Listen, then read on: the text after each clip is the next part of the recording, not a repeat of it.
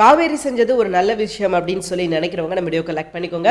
ஆமாங்க, காவேரி பாட்டிக்காக அவங்களோட உடல் நலனுக்காக என்ன பண்றாங்க அப்படின்னா விஜய் அந்த வீட்டுக்கு கூட்டு போயிடலாம் அப்படின்னு சொல்லி முடிவெடுத்துட்டாங்க.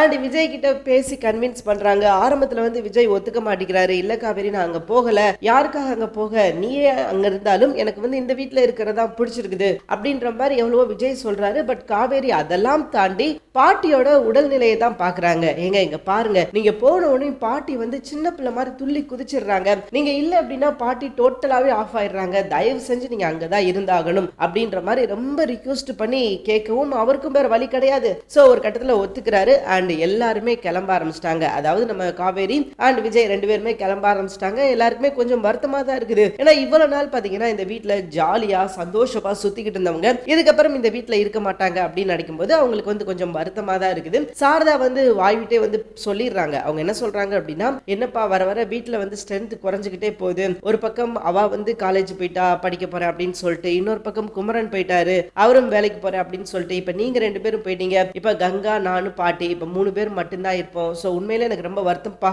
அப்படின்ற மாதிரி சொல்லி அவங்க ஃபீல் பண்றாங்க. சோ அவங்க என்னதான் ஃபீல் பண்ணாலும் இதுக்கப்புறம் எதுவும் பண்ண முடியாது. ஏன்னா எல்லாரும் பாத்தீங்கன்னா அவங்கவுங்க ஒரு வேலைக்காக தான் போயிருக்காங்க. 1000 தான் இருந்தாலும் இந்த வீட்டுக்கு வரவே மாட்டோம், அவ்வளவுதாங்க, இதோட முடிச்சுட்டு போறோம் அப்படின்னு சொல்லி போகல. எல்லாரும் திரும்ப வருவாங்க. சோ கண்டிப்பா வந்துதான் ஆகணும்னு வச்சுக்கோங்களேன். அண்ட் விஜய்க்கு ரொம்பவே இந்த வீட்டை மிஸ் பண்றாரு. அததான் காவேரி கிட்ட சொல்றாரு. காவேரி, இந்த வீட்டுல நமக்கு பல நினைவுகள் இருக்குது. எதையுமே என்னால விட்டுட்டு எல்லாம் வர முடியல அவ்வளவு ஈஸியா. உண்மையிலேயே நான் இங்க அவ்வளவு சந்தோஷமா இருந்திருக்கேன். என் வீட்டுல இருந்ததை விட நான் இந்த வீட்டுல இருக்கும்போது நான் அவ்வளவு சந்தோஷத்துல இருந்திருக்கேன் அப்படின்ற மாதிரி சொல்லி அவரோட நினைவுகள், அவரோட சந்தோஷத்தை காவேரி கிட்ட பகிர்ந்துக்கிறாங்க. காவேரியும் அதே தான் சொல்றாங்க. எங்க இங்க இருந்த நினைவுகளை விட அந்த வீட்டுல எனக்கு இன்னும் அதிகமான நினைவுகள் இருக்கும். வாங்க அங்கேயும் போய் நம்ம சந்தோஷமா ஜாலியா தான் இருக்கலாம் அப்படின்ற மாதிரி காவேரி சொல்றாங்க. அண்ட் அப்படியே கட் பண்ணா நிவின் யமுனாவை காட்டுறாங்க. சோ யமுனா நிவின் கிட்ட போய் பேசுறாங்க. எங்க நான் அவங்க கிட்ட ஒரு விஷயம் பேசணும் அப்படின்னு சொல்லிட்டு பேசுறாங்க. ரொம்ப நன்றிங்க அப்படின்ற மாதிரி சொல்றாங்க. எதற்கு அப்படின்னு சொல்லி கேட்கும்போது, உங்க அம்மா நீ பிசினஸ் ஆரம்பிக்கணும் அப்படின்னா என்ன டிவைஸ் பண்ணிட்டு அப்படின்னா உனக்கு தேவையான பணத்தை தரேன்னு சொன்னாங்க. ஆனா நீங்க அதெல்லாம் வேண்டாம், அதெல்லாம் பண்ண முடியாதுன்னு சொன்னீங்க பாத்தீங்களா, அங்க நிக்கிறீங்க நீங்க அப்படின்ற மாதிரி சொல்லி அவருக்கு ஒரு தேங்க்ஸ் சொல்றாங்க. அவரும் பரவாயில்லப்பா, அதெல்லாம் ஒன்றும் பிரச்சனை கிடையாது, அவங்க எதையாவது இப்படிதான் பேசிக்கிட்டு இருப்பாங்க, நீ எதையும் கண்டுக்காத அப்படின்ற மாதிரி அவரு ஜென்யூனா சொல்றாரு.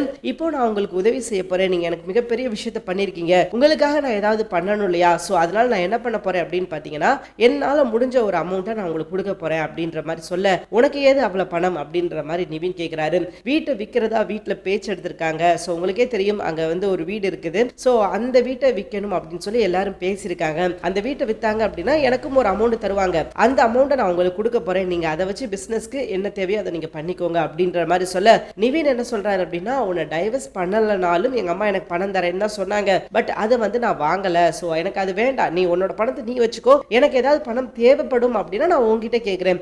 சோ மத்தபடி உன்னோட காசு எனக்கு வேணாம், எனக்காக நீ ஒரு நல்ல விஷயம் பண்ணணும் அப்படின்னு சொல்லி நினைச்சனா நீ கண்டிப்பா நீ படிச்சு சீக்கிரமே ஒரு கலெக்டர் ஆகு, அதுதான் நீ செய்யற எனக்கு மரியாதை, எனக்கு கிடைக்கிற ஒரு அங்கீகாரம் அப்படின்ற மாதிரி இவர் சொல்ல, அவங்களும் கண்டிப்பா பாருங்க, நான் சீக்கிரமே பாருங்க ஒரு ஐஏஎஸ் ஆகுறேனா இல்லையா அப்படின்ற மாதிரி சொல்றாங்க. அண்ட் கடைசி பகுதியில் பாத்தீங்கன்னா விஜய் வீட்டுல இருந்து கிளம்பிட்டாரு. சோ அவரோட வாழ்க்கையை தேடி அவர் போயிருக்காரு. அங்க பாட்டி ரொம்ப சந்தோஷமா வரவேற்கிறாங்க. பாட்டிக்கு சந்தோஷம்னா என்ன மட்டும் கிடையாது, விஜயை பார்த்தோனையும் அவங்க ஏற்கனவே சொன்ன மாதிரி அப்படியே சின்ன குழந்தை மாதிரி துள்ளி குதிச்சுட்டு போய் விஜய் வந்துட்டான், காவேரி வா காவேரி அப்படின்னு சொல்லி கூப்பிடுறது என்ன. சோ ஒரு கலகலப்பா இப்பதான் எபிசோட் மறுபடியும் ரீஎன்டர் ஆயிருக்கு அப்படின்னு கூட சொல்லலாம். சோ பார்க்கலாம் இதுக்கப்புறம் என்ன நடக்குது அப்படின்னு சொல்லிட்டு. தேங்க்யூ ஃபார் வாட்சிங். இந்த வீடியோ உங்களுக்கு பிடிச்சிருந்துச்சுன்னா மறக்காம லைக் பண்ணிக்கோங்க. நம்ம சேனல்ல நீங்க சப்ஸ்கிரைப் பண்ணாம இருந்தீங்கன்னா உடனே சப்ஸ்கிரைப் பண்ணிக்கோங்க. கூடவே பக்கத்துல இருக்கிற பெல் ஐகானை கிளிக் பண்ணிக்கோங்க. அப்பதாங்க நாங்க எப்ப வீடியோ போட்டாலும் நோட்டிபிகேஷன் உங்களுக்கு தேடி வரும். தேங்க்யூ ஃபார் வாட்சிங்.